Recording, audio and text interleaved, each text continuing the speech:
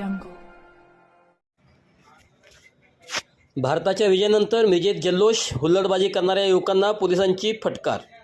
भारत आणि न्यूझीलंड यांच्यात झालेल्या T20 सामन्यात भारताने शानदार विजय मिळवल्यानंतर मिरज शहरात क्रिकेटप्रेमींनी मोठा जल्लोष साजरा केला.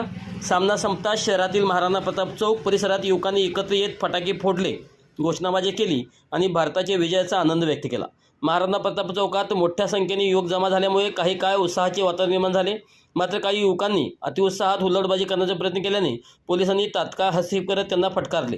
पोलिसांनी नागरिकांना शांततेत आनंद साजरा करण्याचे आवाहन केले. परिस्थिती नियंत्रणात ठेवण्यासाठी चौकात कडक पोलीस बंदोबस्त ठेवण्यात आला होता. पोलिसांच्या सतर्कतेमुळे कोणताही अनुचित प्रकार घडला नाही.